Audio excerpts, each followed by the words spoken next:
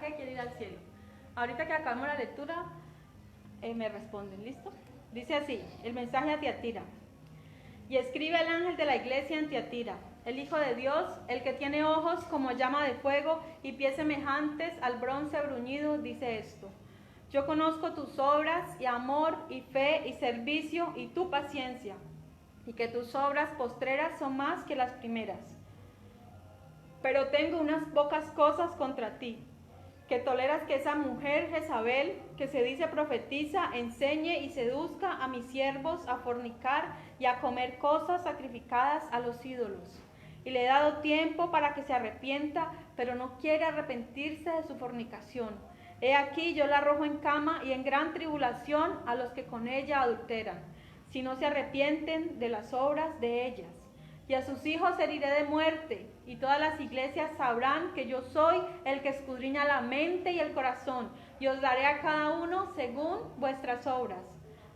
Pero a vosotros y a los demás que están en Tiatira, a cuantos no tienen esa doctrina y no han conocido lo que ellos llaman las profundidades de Satanás, yo os digo, no os impondré otra carga, pero lo que tenéis, retenedlo hasta que yo venga. Al que venciere y guardare mis obras hasta el fin, yo le daré autoridad sobre las naciones, y las regirá con vara de hierro, y serán quebradas como un vaso de alfarero, como yo también la he recibido a mi Padre.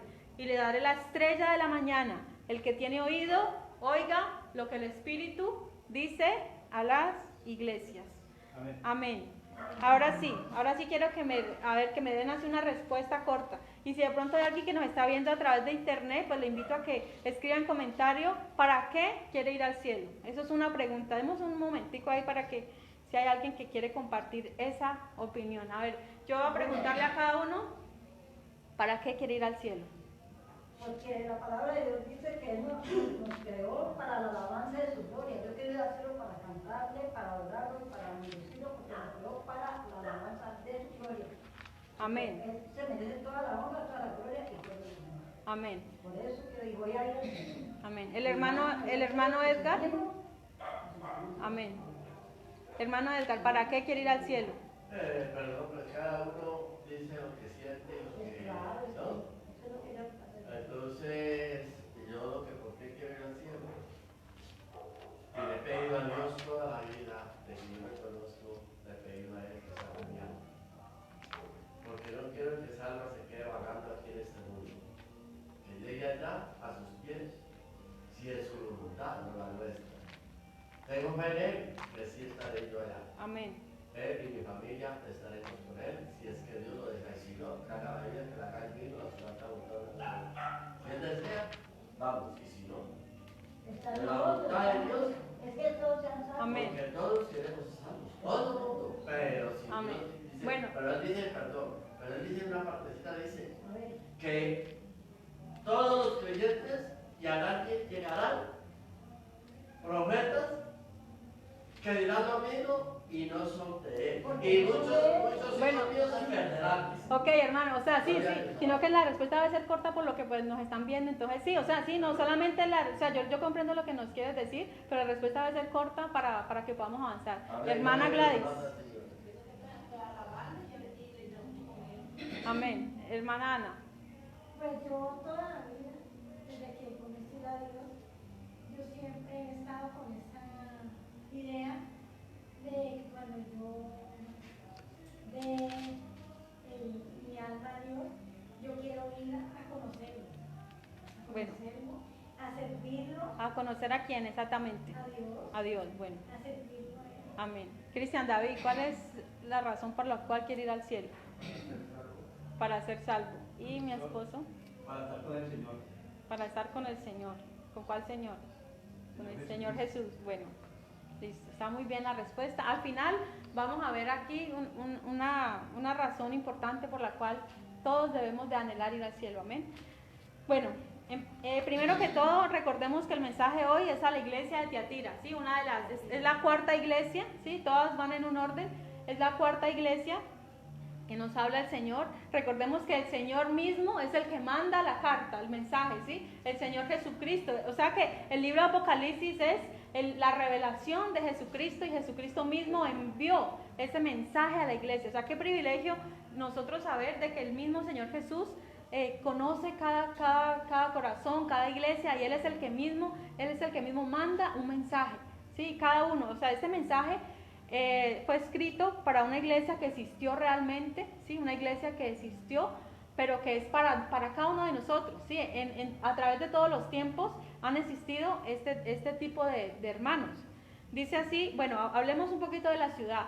La ciudad de Tiatira era una ciudad que se situaba entre dos valles, ¿sí? Era una ciudad pequeña, no era tan hermosa como las que hemos visto anteriormente, ni tan importante, o sea, menos importante y menos hermosa que las otras tres. ¿Cuáles eran las otras tres? Éfeso, Esmirna y Pérgamo. Estas eran las tres que ya vimos que eran más centros políticos, religiosos, culturales. Pero esta ciudad de Tiatira era menos importante, aunque cada día iba mejorando en cuanto al comercio, porque en esta ciudad se hacían, ahí como que nació lo que eran gremios, ¿sí? Sindicatos de trabajadores, se asociaban, digamos, los panaderos tenían su gremio,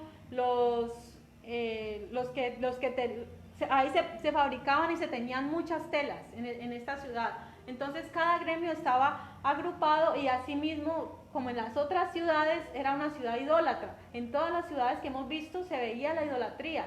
Principalmente adoraban al dios Apolo, donde él tenía su templo, y a la diosa Diana de los Efesios. Eran los principales dioses, pero cada gremiación tenía su propio dios, al cual ellos se hacían reuniones y para adorar a sus dioses, ¿sí? Le adoraban. Entonces imagínense usted, al cristiano que tenía que trabajar y conservar su trabajo, ¿cómo hacía ahí para a la vez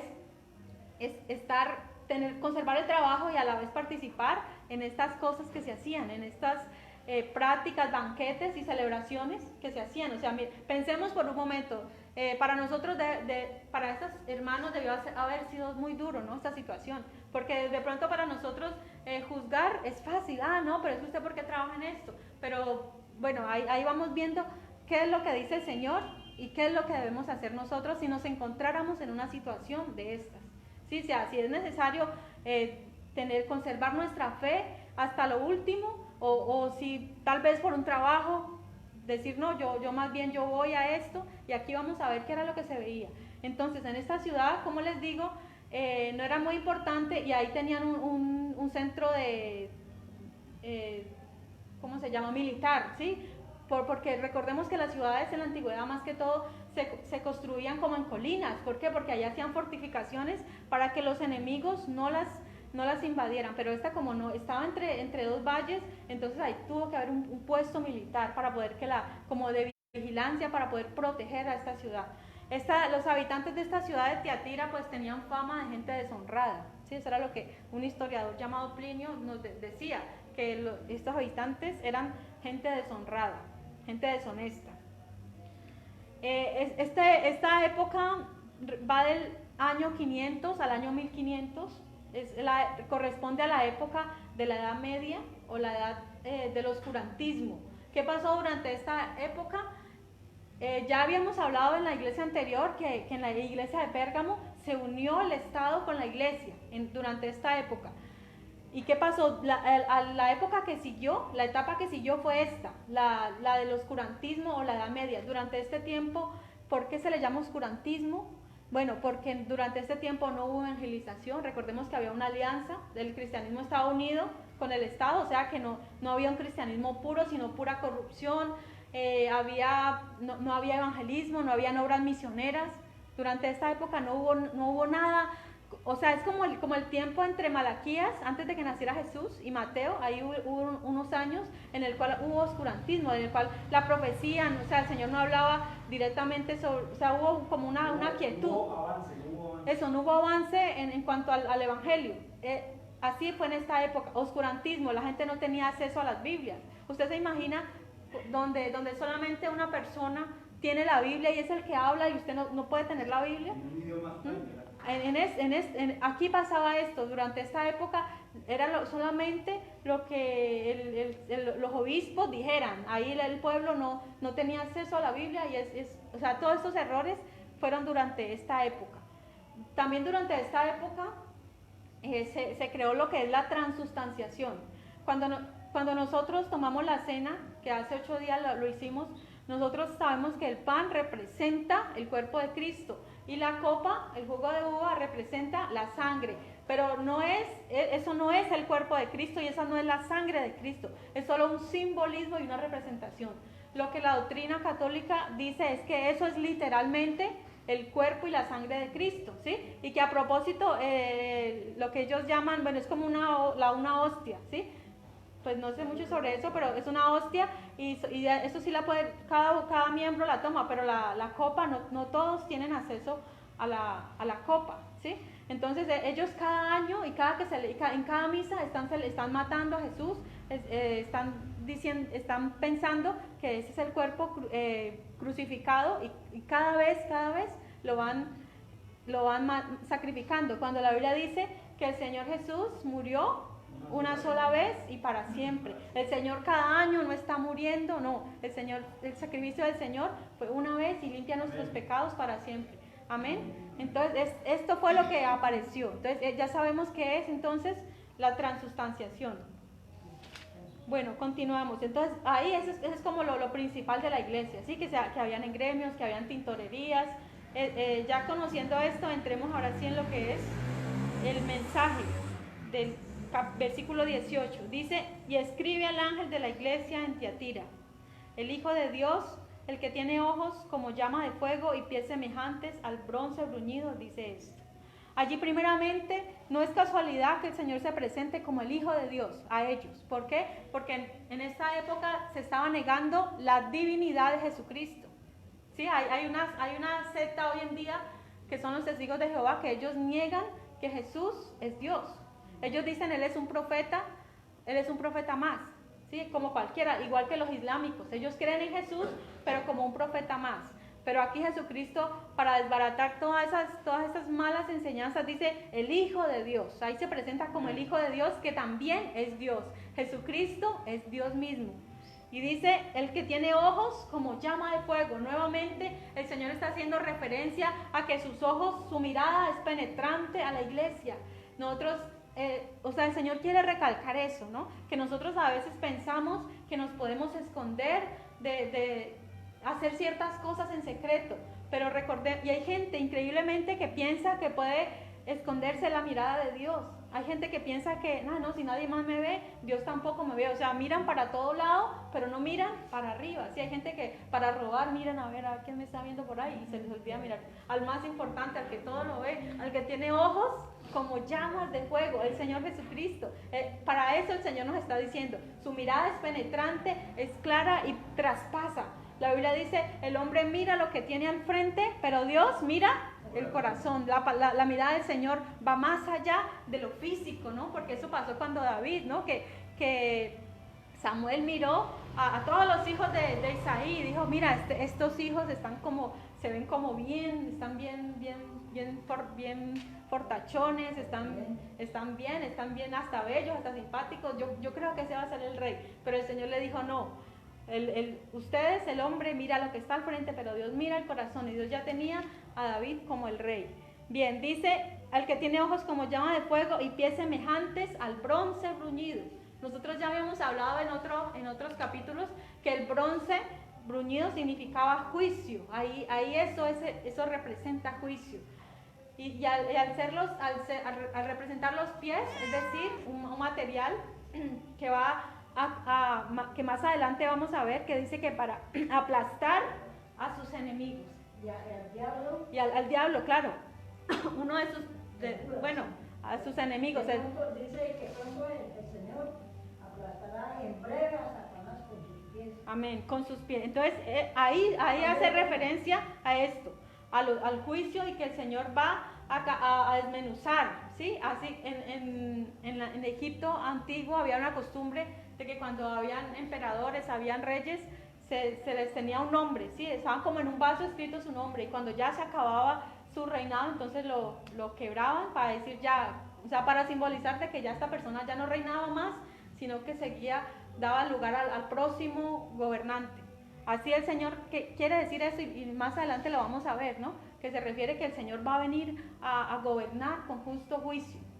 Y que nada, y todo lo que hoy vemos, o sea, toda la maldad y la corrupción que hoy vemos en los países, no solamente en el nuestro, sino en todos los países del mundo, toda esa corrupción un día va a llegar a su fin. Un día el Señor va a aplastar a toda esa gente, a todos los que gobiernan con injusticia, aquellos que hacen mal, aquellos que se aprovechan de su autoridad para oprimir a los pobres, ¿no? A los débiles.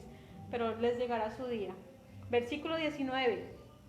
Yo conozco tus obras y amor y fe y servicio y tu paciencia, y que tus obras postreras son más que las primeras. Miren, nuevamente el Señor nos está diciendo, yo conozco tus obras. O sea, el Señor siempre está viendo y conoce lo que nosotros hacemos. Nos habla de grandes virtudes. La primera, ¿cuál es?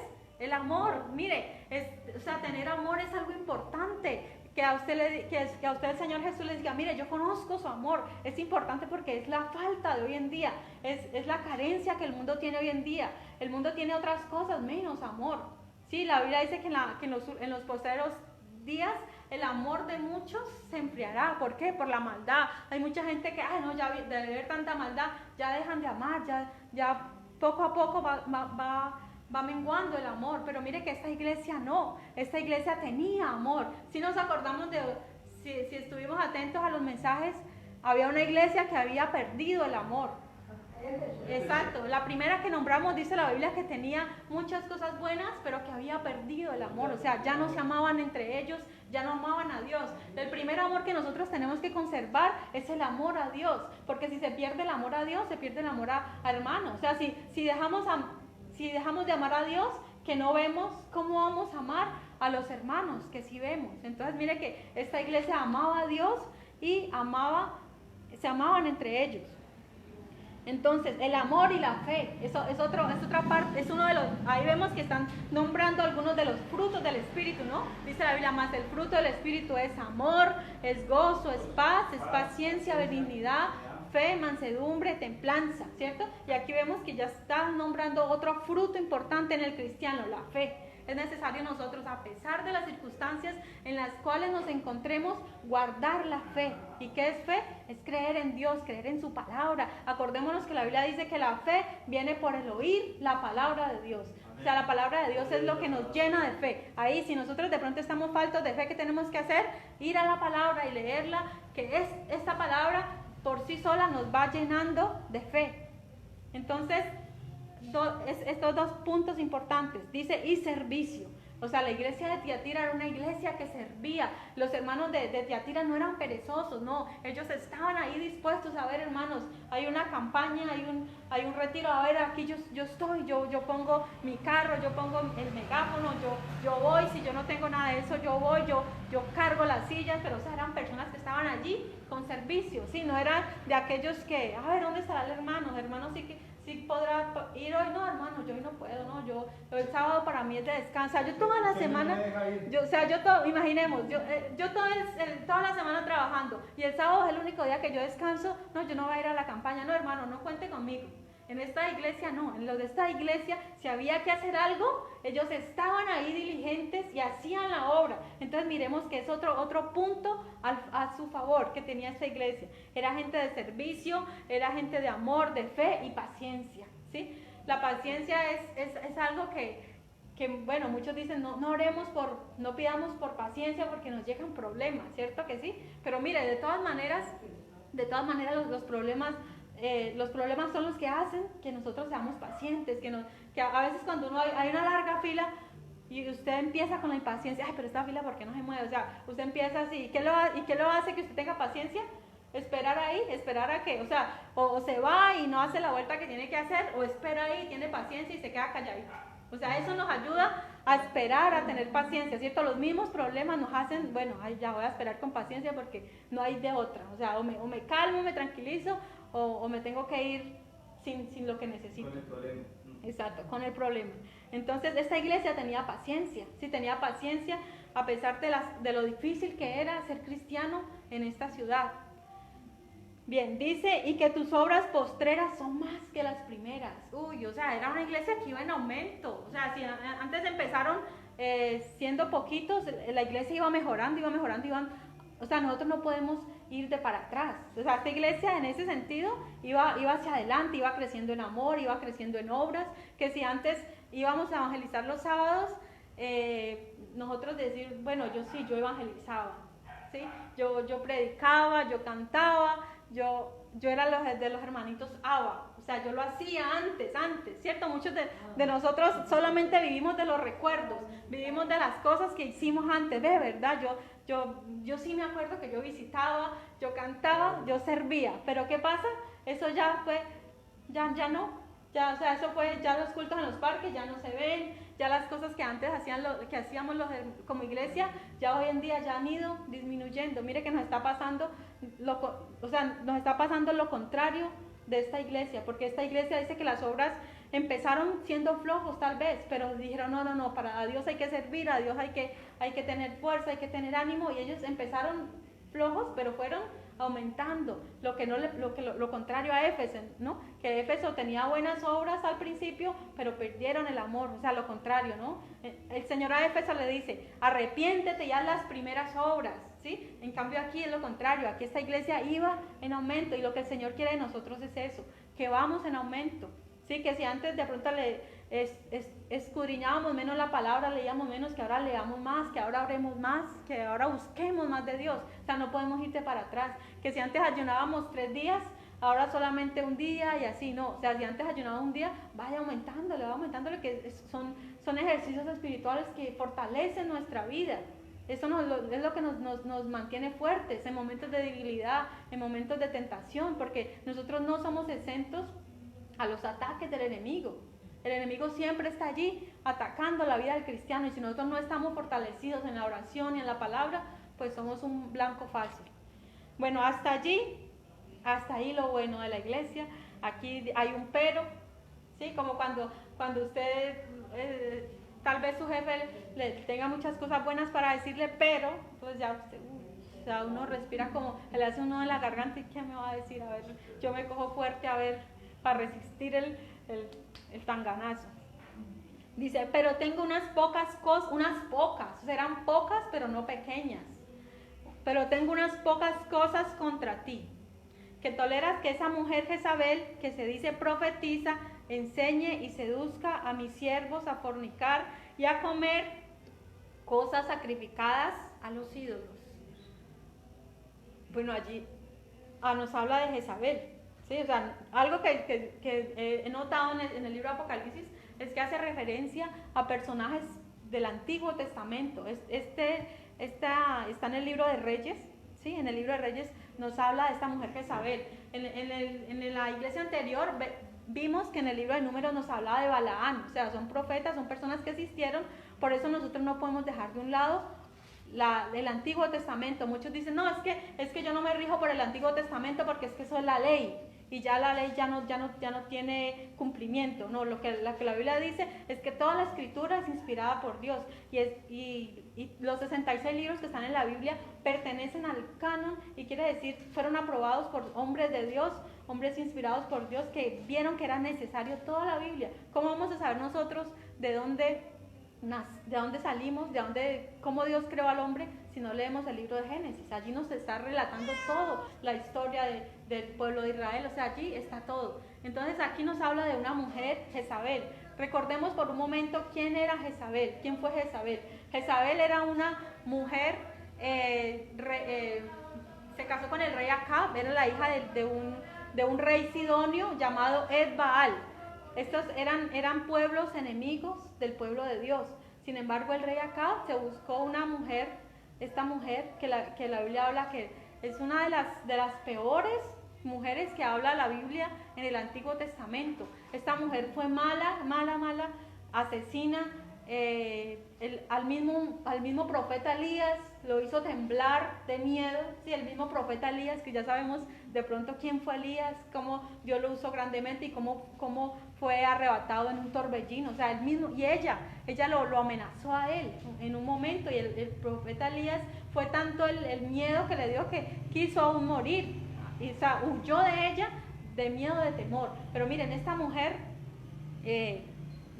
aconsejaba o sea, ella lo seducía al mal, no solo a Acab, al rey Acab, sino a muchos, ¿no? A muchos profetas de Dios, y ella misma los mandaba a asesinar. O sea, era una mujer asesina, que adoraban a Baal, a Astarte y a Acera. Esos eran los dioses que adoraban allá en estos pueblos, ¿sí? Baal, Astarte y Acera. Eran los dioses y diosas de estas personas. ¿Qué hacía Jezabel? Esta mujer, ¿qué hizo una vez? Una vez el rey Acab estaba triste, entonces ella se le acercó y le dijo, ¿por qué está triste el rey? Le dijo, no, lo que pasa es que yo quería una viña, yo le ofrecía a Nabot que yo se la compraba, pero él me dijo que no, que esta era la heredad de él y que él no la podía vender. Entonces le dijo, pero ¿cómo así? Usted es el rey, ¿usted cómo así que usted va a ponerse triste por eso? Déjeme que yo arreglo esto. Entonces, ¿qué hizo ella? Llegó, lo mandó a matar, o sea, así como no quiso venderle la viña, lo mandó a matar. Y entonces, mira, aquí está rey. Y entonces el Acab, que también se había corrompido, pues tomó posesión de algo que no le pertenecía. Entonces, la maldad de esta mujer no tenía límites. Ella a los profetas de Dios los mandaba a matar. Entonces, pensemos por un momento quién era esta mujer mala, con toda la maldad que había en su corazón. Y mire que más adelante ya tuvo una nieta llamada Atalía, que mató para quedarse ya con el trono, mató a su propio nieto. Lo mató porque como él era el heredero, ella lo mandó a matar. O sea, la maldad de esta mujer no tenía límite. Jezabel, ella dice, bueno, que algunos, dice la Biblia que ella se utilizaba el maquillaje, sí, pues para seducir y para... Pero entonces, ¿ahí a qué se refiere? A que el maquillaje de pronto lo usaba para mal, para seducción y para cosas malas, ¿sí? Y a los profetas de Dios. ¿Y cómo fue la muerte de esta mujer?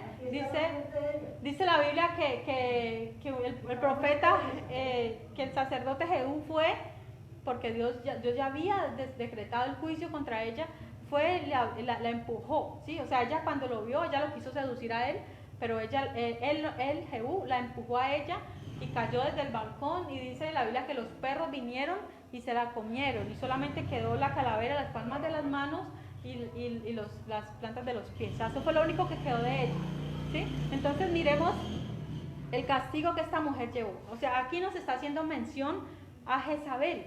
O sea, obviamente no es la misma. Se trata más bien del espíritu de ella, el espíritu de ella. O sea, hay unos que dicen, bueno, aquí nos está hablando de otra mujer.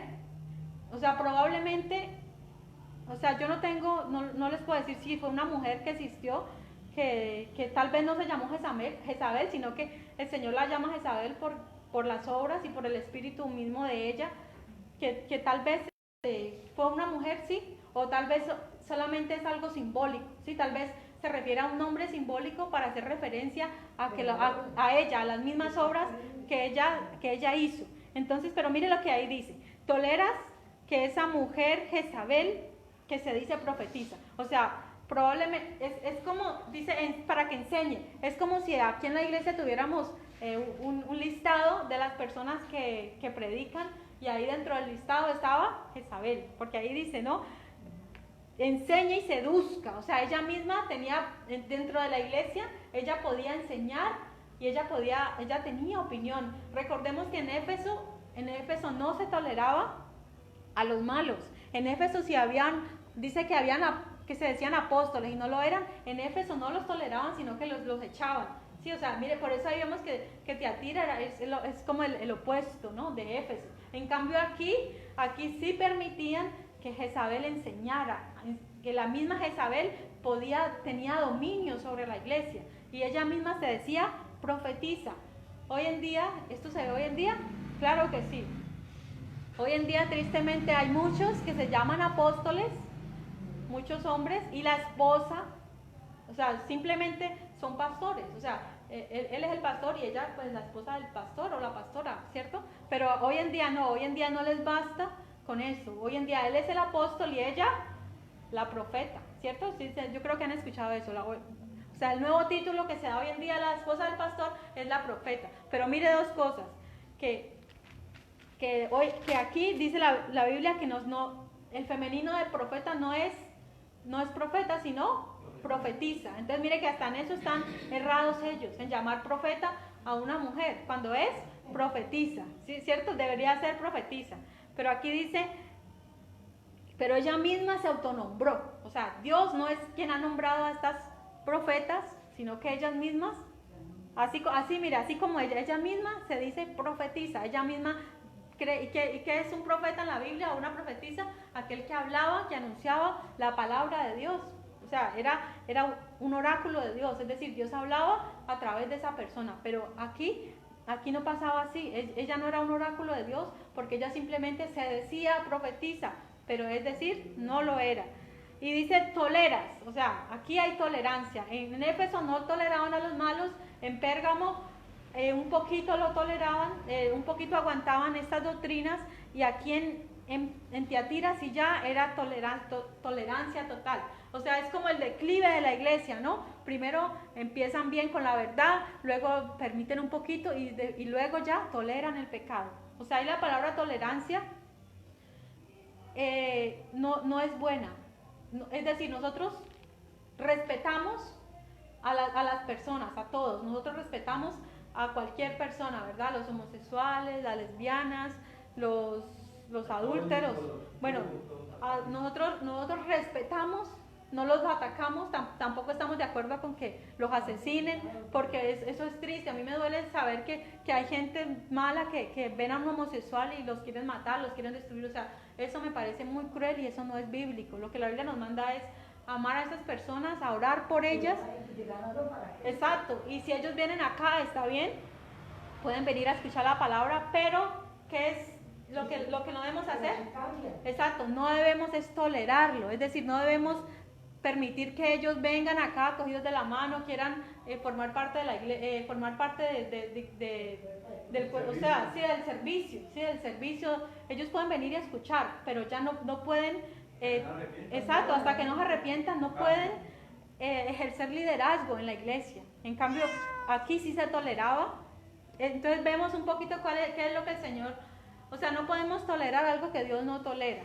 ¿Sí? Hay cosas que Dios no tolera y nosotros como cristianos igual. O sea, cosas que Dios nunca va a aceptar, eso tampoco nosotros tenemos por qué aceptarlo para nosotros. Es como en la casa de nosotros, o sea, si nosotros sabemos que nuestros hijos están mal en algo, o sea, nosotros los respetamos a ellos, pero no podemos tolerarle, por ejemplo, que vayan a la casa, que lleven pues a sus parejas, sabiendo que no son casados, ¿sí? En fornicación. Estas cosas o sea, como cristianos debemos de respetar, hacer respetar nuestra casa y no tolerar esas cosas. ¿Sí? Que aquí en mi casa se ve en televisión, para ver películas, pornografía, esas cosas no las toleremos en nuestra casa. O sea, lo que es del diablo es del diablo y no debemos, exacto, no debemos de permitir esas cosas en nuestra casa. Entonces ahí el Señor nos está hablando qué es tolerancia y vemos la diferencia entre... Lo que quiere decir usted, no debemos de alcahuetear el pecado. Exacto. En otras palabras, alcahuetear.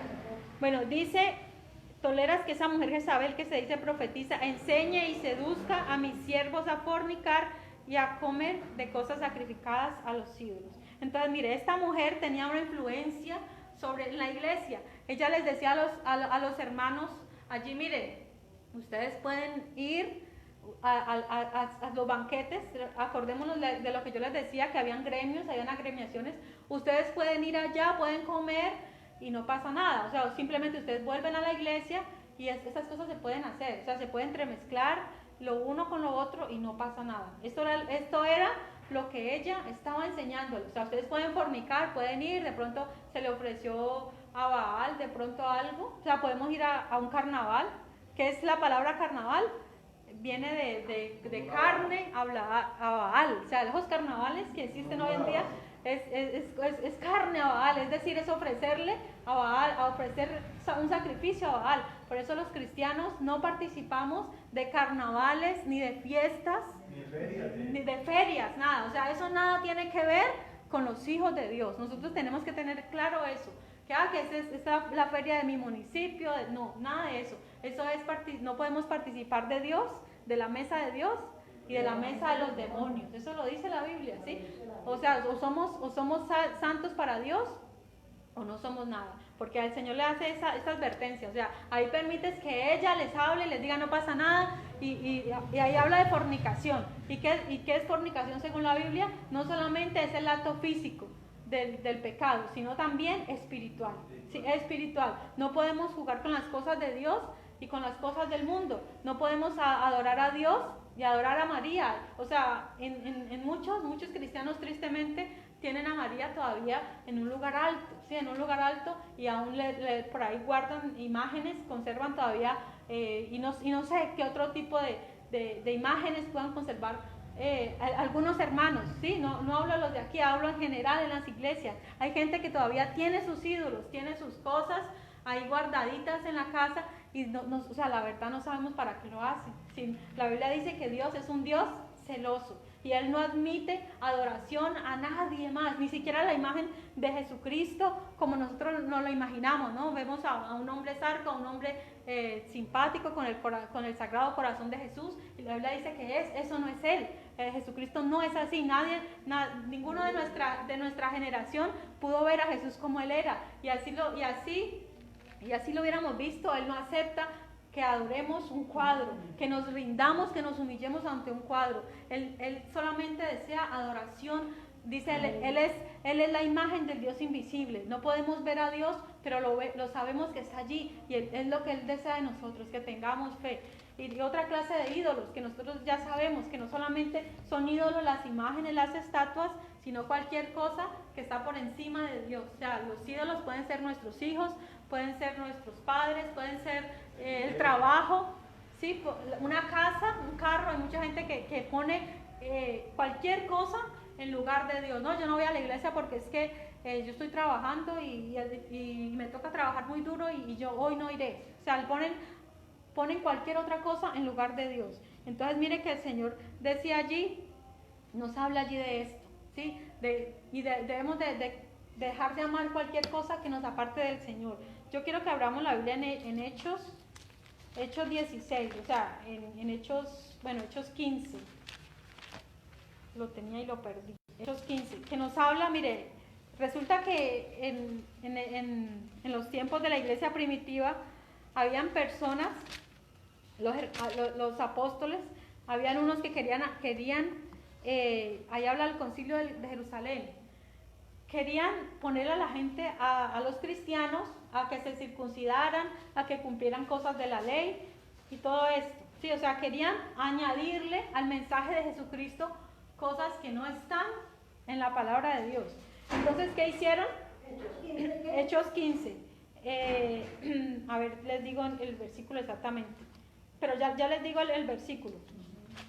Resulta que se reunieron Pablo, se reunió Bernabé, estaba Pedro, bueno, estaban todos allí reunidos, que la Biblia lo dice como Simón. Entonces dijeron, no, miren, vamos a hacer una cosa, siendo guiados por Dios, vamos a decirles solamente qué es lo que el cristiano debe abstenerse. Y ahí está, ya les digo el versículo. Solamente nos dice de lo cual se deben abstener. Versículo 27. Así que enviamos a Judá y a Sila, los cuales también de palabra os hará saber lo mismo, porque han parecido bien al Espíritu Santo, y a nosotros nos imponemos ninguna carga, más que estas cosas necesitaría que os abstengas de los sacrificios ídolos, de sangre y de ahogados y de fornicación, de las cuales cosas si os guardáis, bien haréis pasar los bienes. Amén, hasta ahí. Ahí el 29 nos dice, o sea, solamente llegaron a un acuerdo. ¿Cuál fue? Que os abstengáis de lo sacrificado de los ídolos. Lo que pasa es que en aquellos tiempos se ofrecían sacrificio a los demonios, a los dioses, ¿sí? O sea, hacían banquetes y se los sacrificaban. Me permite, es que Hechos 15, miren lo que dice 29, no mami, 29. 19, miren, pero oiga primero, que ahora sí. Dice, por lo cual yo juzgo que no se inquiere a los gentiles que se conviertan a Dios, sino que les lleva que se aparten de contaminaciones, de los ídolos, de fornicación, de ahogado de sangre. Porque desde el tiempo de Moisés antiguos, desde los tiempos de Moisés antiguos, tiene en esta ciudad quien lo predique en la sinagoga, que era ido de día de reposo. Entonces aquí dice también de ídolos, de ídolos y de fornicación que están en pecado. Exacto, entonces sí, en el 19 también habla de lo mismo, ¿no? Entonces miren, se sacrificaban, se ofrecían carnes, comidas a los banquetes y luego sí, se les servía a la gente. Entonces eso era lo sacrificado a los ídolos. Lo que el Señor les dice, que se abstuvieran de esas comidas, de esos banquetes que sacrificaban a los ídolos. Hoy en día, ¿eso se está viendo? Sí. Por ejemplo, ¿qué es una primera comunión? ¿Qué es un bautizo de niños? ¿Qué son esas prácticas que son contrarias a la Biblia? Si a nosotros nos invitan a una primera comunión, eso lo están sacrificando, esa comida la están sacrificando a los demonios, ¿sí? Al mismo Satanás. Nosotros no podemos participar de esas cosas. Tampoco de eso, o sea, los niños chiquitos, ¿no? Los bautizan. ¿Y qué es lo que hace la gente? Hacen fiestas, hacen rumbas y eso creen que le agrada a Dios. Cuando ya sabemos que todo eso es sacrificado a los demonios. Entonces, nosotros como que a nuestro tiempo ese sería el equivalente. Y cualquier feria, cualquier cosa que ya sepamos que es sacrificado a los demonios, no comer, no participar. Y es lo que el Señor dice, abstengámonos de eso. Y también dice de lo ahogado, ¿sí? De sangre. Bueno, hablemos de la sangre.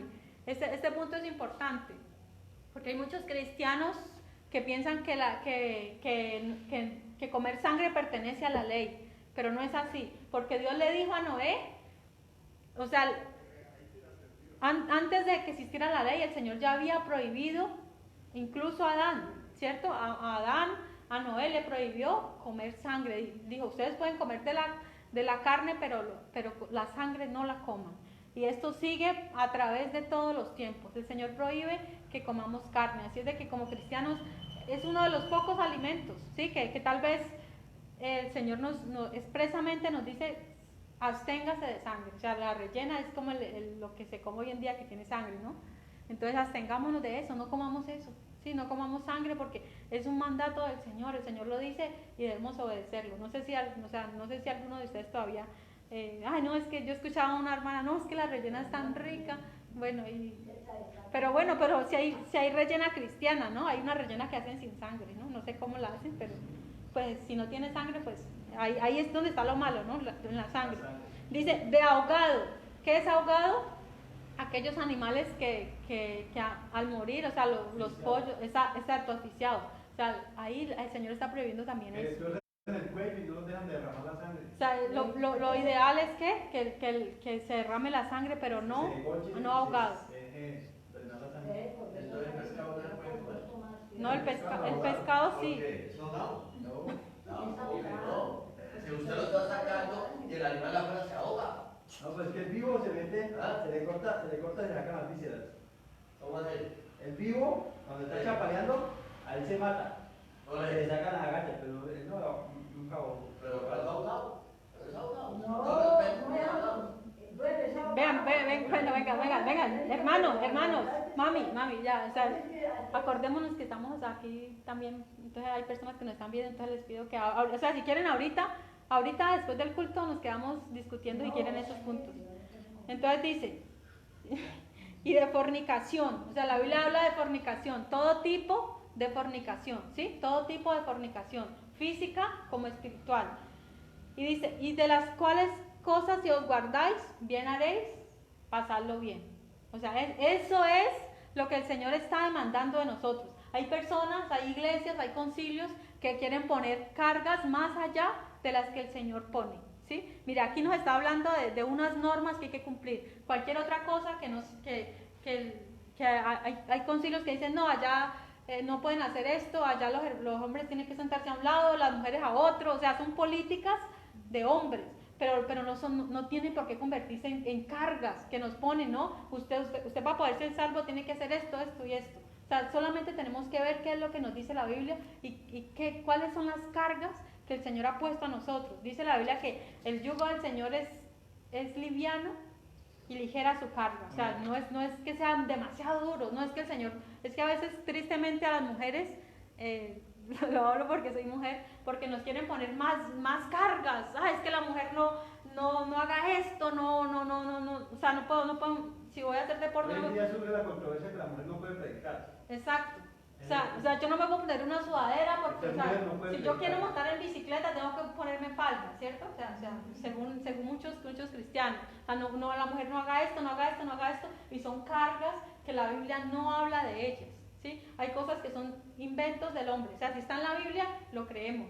De lo contrario, son cargas, o sea, ¿por qué a la mujer se le ponen más cargas, no? Como que a los hombres. Los hombres, no, el hombre puede andar en pantaloneta, puede andar sin camisa por ahí, que como es hombre, ¿sí o no? O sea, la mujer sí tiene que cuidarse más porque es mujer. En cambio, el hombre sí tiene más libertad. No, o sea, yo lo hablo porque dentro de mí, sí, en mi perspectiva de mujer. Bueno, otra cosita que hablábamos de Jezabel, que hay muchos que hoy en día que dicen que la mujer no puede predicar, bueno, o sea, yo también creo que no existen apóstolas, o sea, apóstolas nunca han existido. La Biblia habla de apóstoles, de hombres apóstoles, sus 12 discípulos fueron hombres, ¿cierto? No habla de mujeres allí, pero la Biblia sí habla del ministerio de la mujer. Lo habla, como lo veíamos ahora, lo habla como profetiza, que también la Biblia dice que la mujer enseñe, también lo dice en otra parte. Y las que servían, ¿sí? Y las que servían, o sea, la mujer tiene importancia en el ministerio. O sea, algo personal que yo pienso es, o sea, mi esposo una vez me preguntó, bueno, si yo faltara algún día, ¿usted se quedará con la iglesia?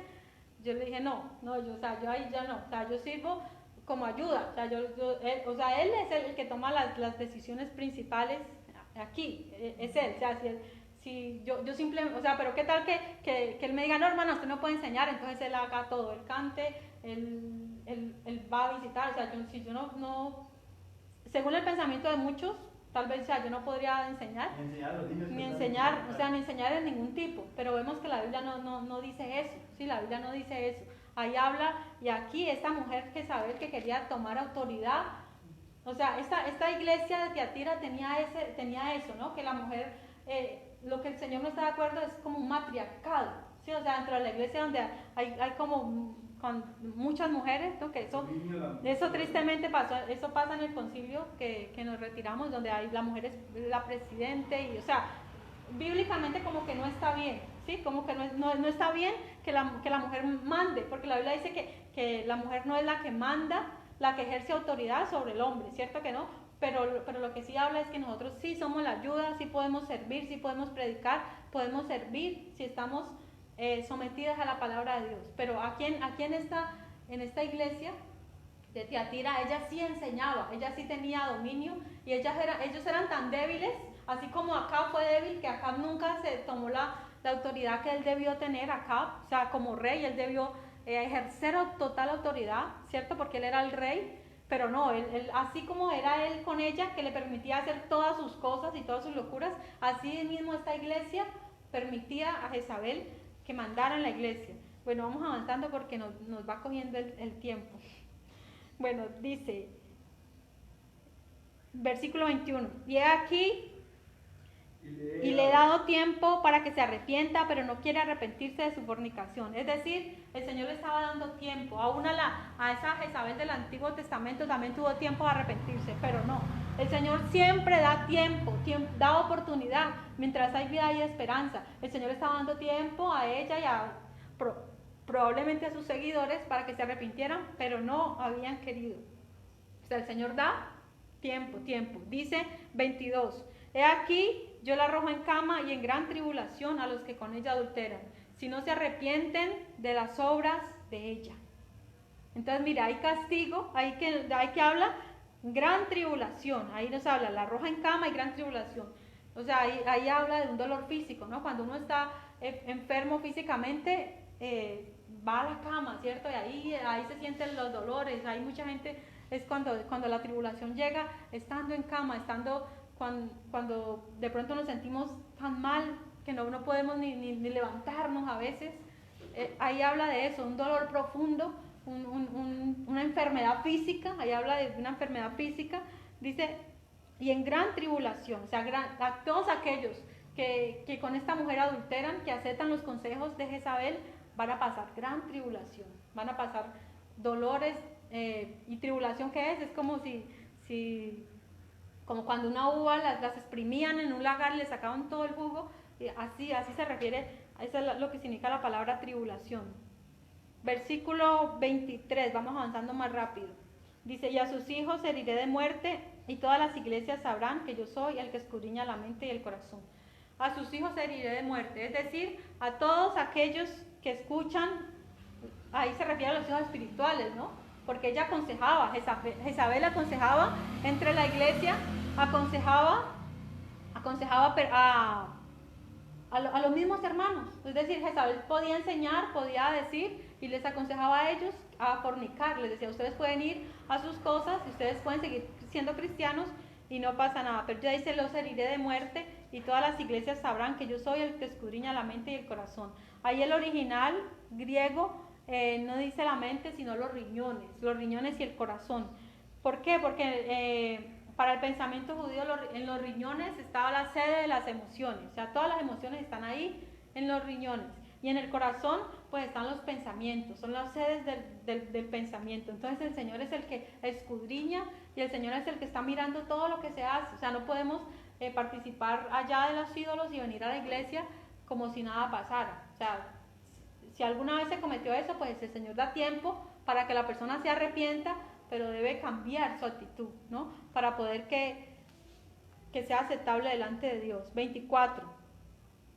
Pero a vosotros y a los demás que están en Tiatira, a cuantos no tienen esa doctrina y no han conocido lo que ellos llaman las profundidades de Satanás. Bueno, ahí nos habla, vemos que ahí se habla, ahí es como si la carta se dividiera en dos. A los primeros, a los que escuchan a Jezabel y a los que fornican con Jezabel, y a los otros es como si estuviera la iglesia dividida, ¿no? Dice, pero a vosotros y a los demás que están en Tiatira, a cuantos no tienen esa doctrina, o sea, no reciben la enseñanza de Jezabel, dice, y no han conocido lo que ellos llaman las profundidades de Satanás. Ahí, las profundidades de Satanás, ¿qué será eso? Bueno, eso es como estar iniciados en el satanismo, ¿sí? Ahí en esta iglesia se estaban iniciando. Acordémonos que en la iglesia anterior, de Pérgamo, Satanás tenía el trono en Pérgamo. Dice la Biblia que donde está el trono de Satanás era en Pérgamo, pero su influencia llegó aún hasta ahí. Mira una cosa, en Pérgamo estaba dentro de la ciudad, aquí la sede de operación está en la iglesia. O sea, imaginemos que mismos cristianos están practicando el satanismo.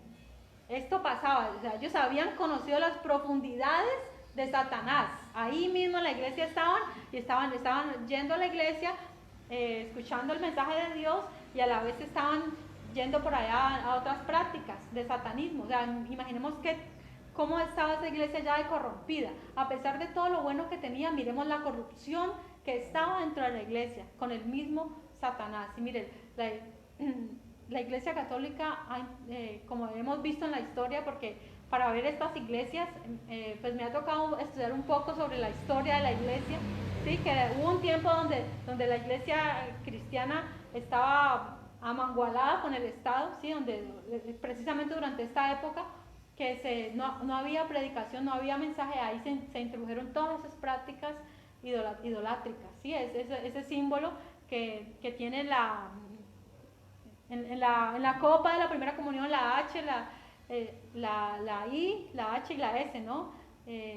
Ciris, Horus, la O, la I, o sea, son nombres de dioses, Iris, Osiris, y esos son los nombres de dioses, ¿sí?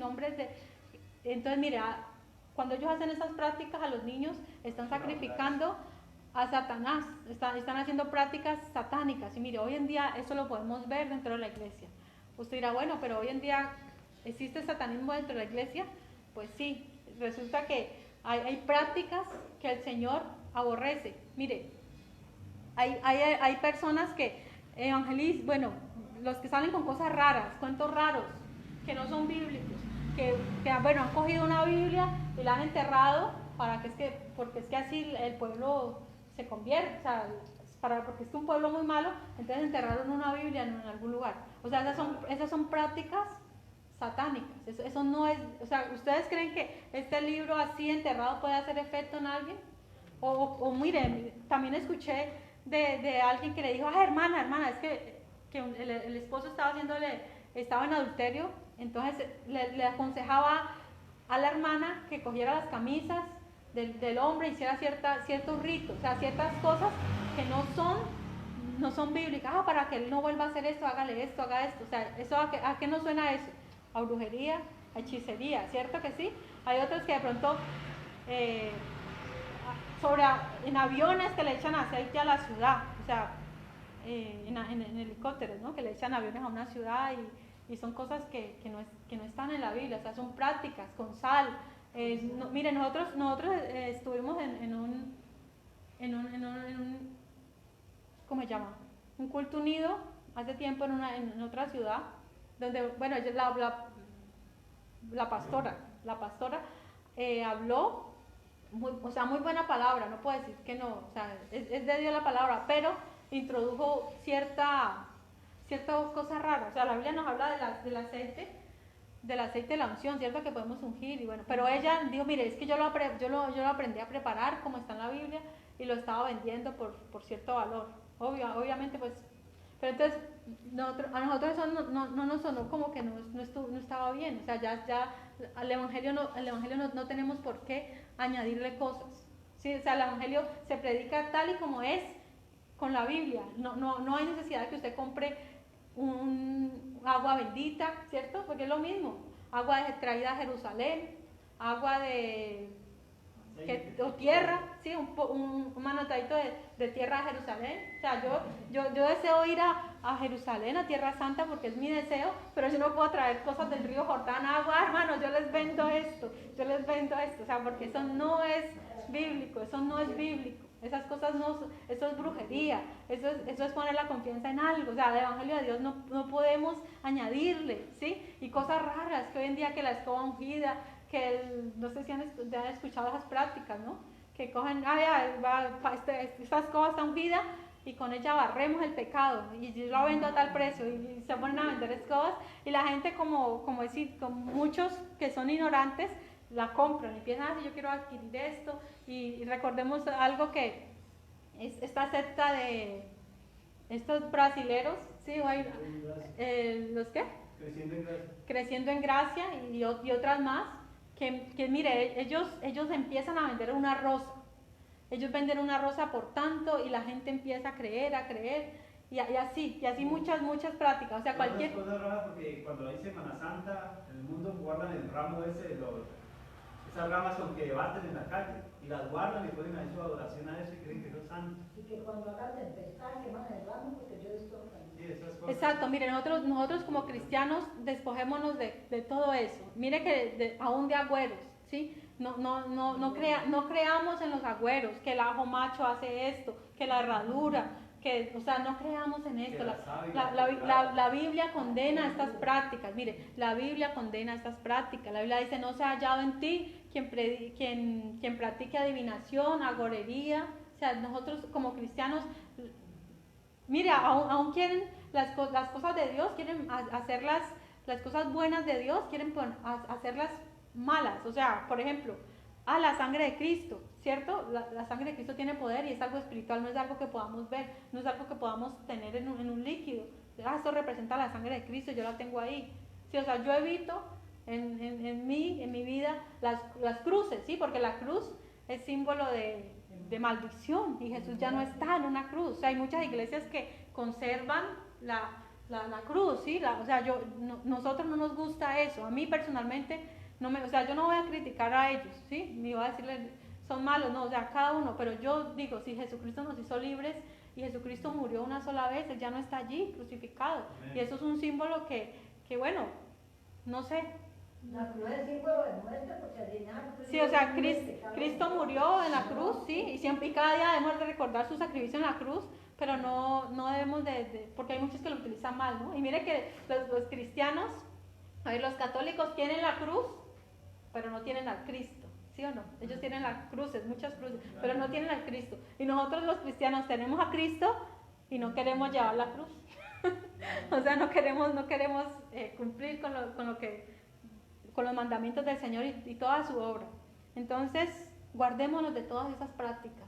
Si el Señor nos está hablando, cualquier forma de satanismo en nuestra casa que no tenga lugar, que no tenga cabida, cualquier práctica, cualquier cosa que usted vea, esto no es de Dios, líbrese de cualquier agüero, líbrese de cualquier cosa, que no pasan por la escalera, por debajo, que porque les va a ir mal, que el que no, o sea, y dentro del Facebook hoy en día existe, ¿no? El que no comparta esta imagen va a tener, yo no sé tantos años de mala suerte, o sea, estas cosas, aún de esa manera se mete, o sea, no creamos nada de estas cosas. Que si por aquí es una mariposa y se va a poner un familiar. Y muchos cristianos creen en eso, Entonces, mire, ahí dentro de la iglesia estaba el satanismo.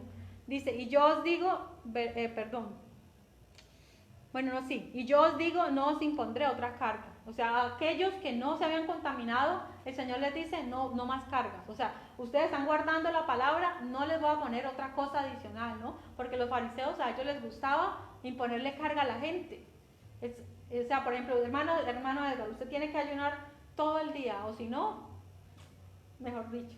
O sea, ¿qué estoy haciendo yo? Le estoy imponiendo cargas que de pronto yo misma no voy a cumplir. Sí, o sea, no podemos hacer lo que no hacemos para nosotros, no podemos tratarlo de imponer a otros. La Biblia dice que el yugo del Señor es ligero y el Señor no impone más carga. O sea, si usted está guardando bien, si usted está en obediencia al Señor, el Señor no le va a poner otra carga, otro peso adicional que ya no pueda llevar. No.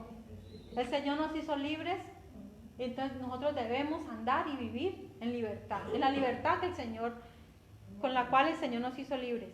Dice 25, pero lo que tenéis, retenedlo hasta que yo venga. O sea, el Señor le está diciendo a este grupito que no se había contaminado con Jezabel, pero reténganlo hasta que yo venga. Es decir, agárrenlo duro, cójanlo fuerte. Así como ustedes guardan la palabra, síganla, como cuando uno se fuera a caer de pronto de algún lugar y le queda nomás una puntica ahí, una ramita en la cual uno se pueda sostener, ¿sí? ¿No les ha pasado que a veces ustedes se quieren sostener de algo y como que... No, o sea, lo que el Señor dice es sosténgase fuerte y sosténgase ahí hasta que yo venga. Sí, que llegará el momento que el Señor va a venir. ¿Y de qué habla? Probablemente del arrebatamiento de la iglesia. Está hablando, la venida del Señor se compone de dos partes, el arrebatamiento y la segunda venida. Está hablando del arrebatamiento de la iglesia, ¿sí? Que esperemos o sea, si nosotros somos de aquellos que nos hemos guardado puros en el Señor, continuemos así. O sea, si somos del otro grupo, pues arrepintámonos. Versículo 26.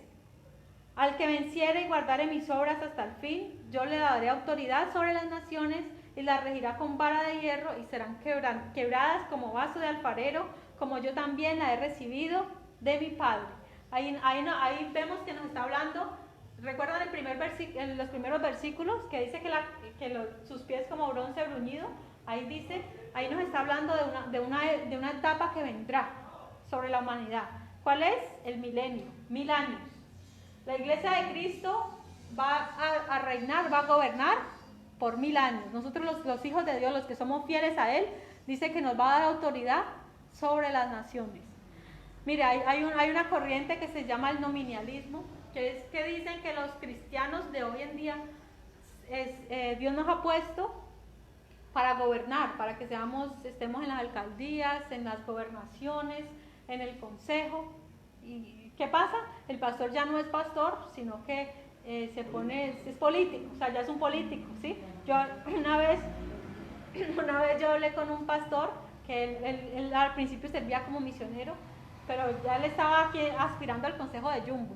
Entonces una vez, todo el camino que hablaba me hablaba de política y de negocios, vea, yo estoy en este negocio y la gente lo llamaba y como media hora hablándole y ya no predicaba, sino que era hablando del negocio o hablando de política. Entonces, ¿qué pasó? Ya perdemos el norte. Si nosotros como cristianos estamos pendientes de otra cosa, ya las cosas del Señor ya las vamos relegando, las vamos dejando a un lado. Pero eso no es lo que el Señor está mandando. El Señor no quiere abrir, o sea, la Biblia dice que el reino de Dios ya vino, ¿cierto? El reino de Dios vino cuando Jesucristo vino. Pero ¿qué pasa? No ha venido en plenitud. ¿Por qué? Porque Él dice la Biblia que el Dios de este mundo es Satanás.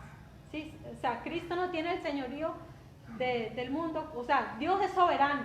En su soberanía Dios permite las cosas. O sea, eso es claro para nosotros. Dios es soberano del mundo, del universo. Pero aquí en esta tierra, en este gobierno, en este sistema mundial, Satanás, dice la Biblia, es el príncipe de este mundo. A él es el que lo adoran. Sí, a él es el que lo adoran, a él y al dinero, ¿no? Porque ese es el otro ídolo de la gente, ¿no? El dinero. Por el dinero la gente mata, por el dinero mira, hay mucha gente que no le importa matar a la propia familia, a la mamá, al papá, con tal de tener dinero, de quedarse con alguna herencia. Entonces, mire, entonces ahí nos está hablando del milenio. Nuestro gobierno va a ser durante el milenio. O sea, si hemos sido fieles a Dios, Dios nos va a dar unos cargos, Dios nos va a dar unas posiciones dentro de las naciones.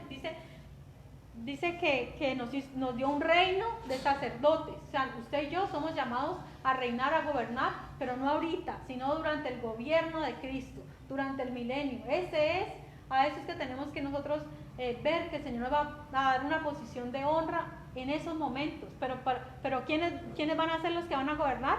Pues aquel que es fiel, aquel que guarda el mensaje, aquel que guarda la palabra en su corazón, a Él. Imagínense, el hermano Edgar va a ser el presidente de tal ciudad, de tal país. Mi mamá va a ser la alcaldesa de tal, un ejemplo, ¿no? O sea, ahí está diciendo que va a gobernar. Mire lo que dice.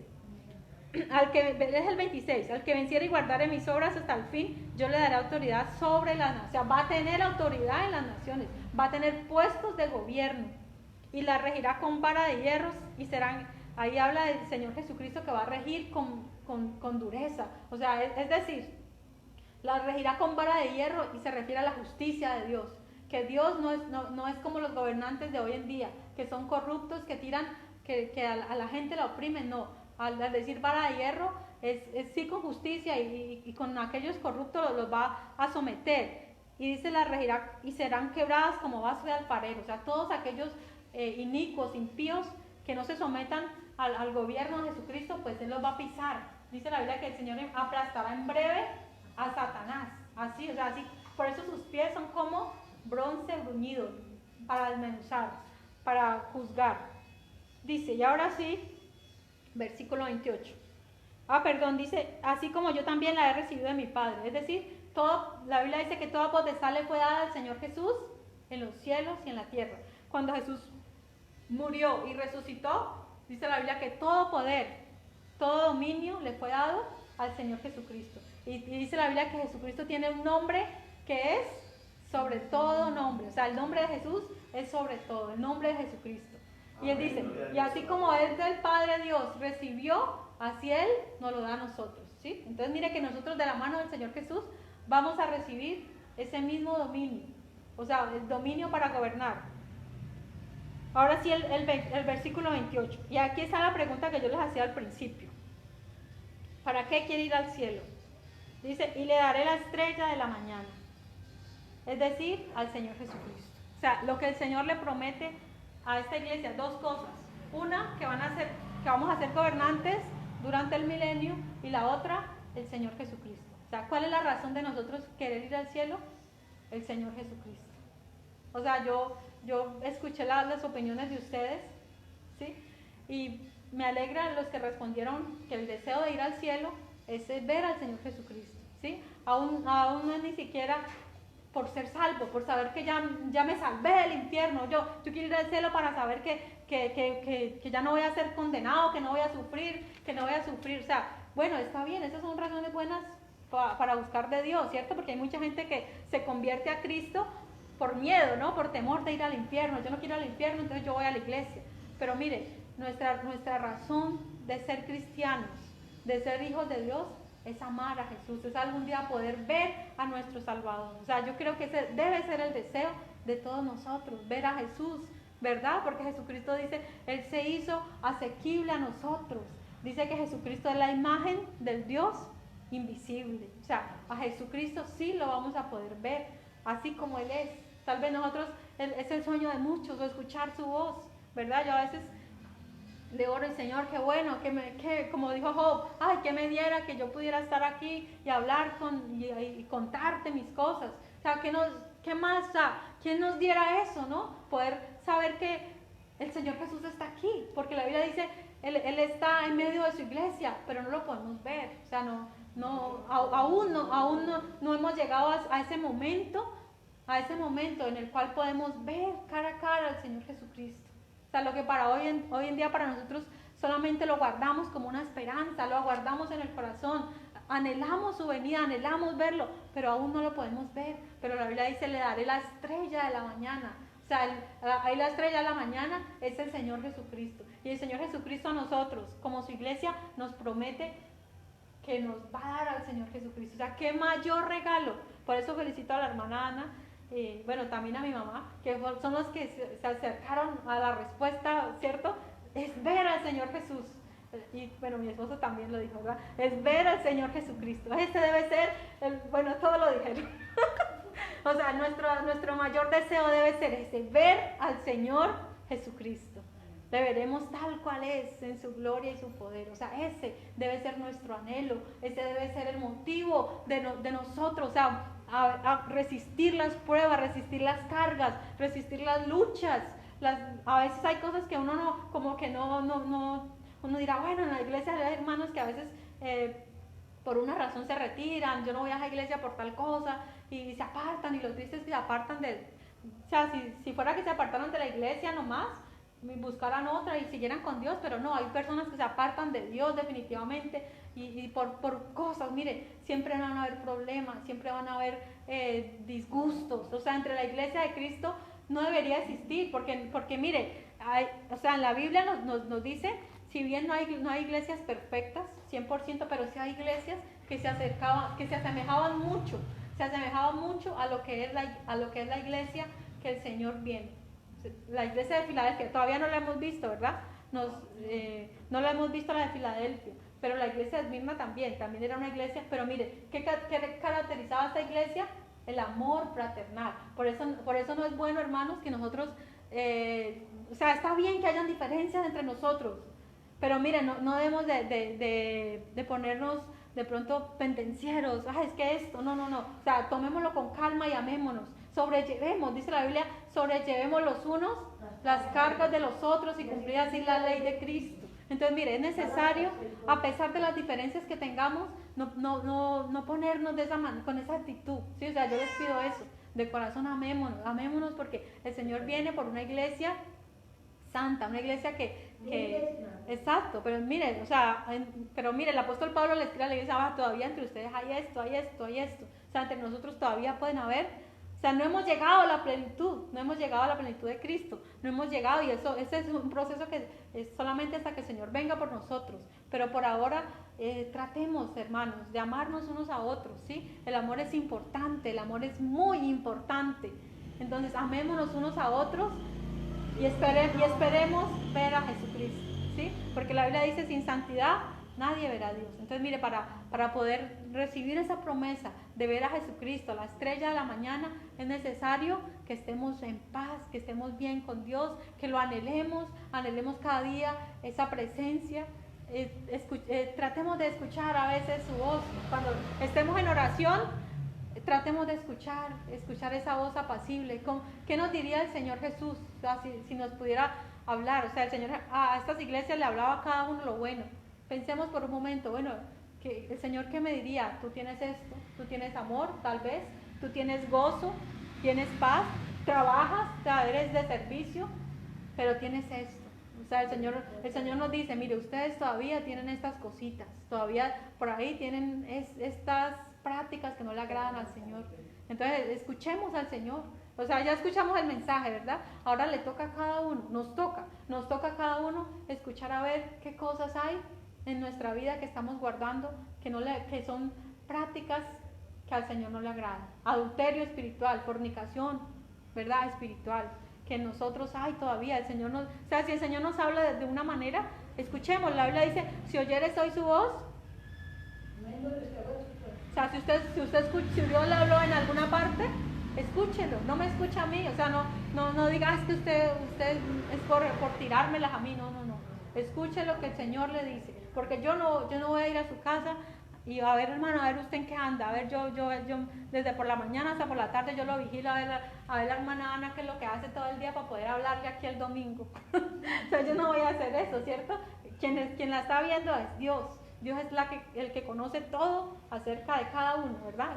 Entonces, reconozcamos eso, reconozcamos que su mirada es tan penetrante y penetra en lo más profundo de nosotros. Y si Él nos está diciendo algo que debemos cambiar, cambiemos. Y sobre todo lo más importante, la Biblia dice que la ley y los profetas se cumplen en el amor. O sea, si amamos a Dios, si amamos al hermano, ahí estamos cumpliendo todos los mandamientos. Ahí no es que discutir esto, discutir lo otro, no. La Biblia dice amar, el amor cubrirá multitud de pecados, entonces el amor. Y el último versículo dice, el que tiene oído, oiga lo que el Espíritu dice a las iglesias, ¿sí? ¿A qué se refiere ese? Las 12 ya, no lo puedo creer. Bueno, el que tiene oído, es decir, ¿quién tiene oído acá? Oídos. Todos tenemos oído, pero a veces solamente se puede referir a, yo escuché el mensaje, pero ahí se refiere, esté atento. Si usted estuvo atento al mensaje, pues entonces ahí ya le toca su parte, que es guardar y obedecer la palabra de Dios. Amén. Dios les bendiga. Oremos. Señor Dios Todopoderoso, en este momento te damos gracias por tu amor y por tu misericordia y por tu fidelidad, Señor. Gracias porque en este momento, Dios, aún siendo personas imperfectos, Dios, pecadores, aún con cosas, Señor amado, que tal vez no te agradan, oh Señor Jesucristo, pero aún así estamos aquí, oh Dios, reconociendo nuestras fallas, nuestros pecados delante de ti, Padre Celestial, oh Dios, porque tú tienes grandes promesas para nosotros, Señor. Nuestro mayor deseo como cristianos, Señor amado, es un día poder ver a Jesucristo tal como Él es, Padre Santo, tal como tú eres, Señor amado.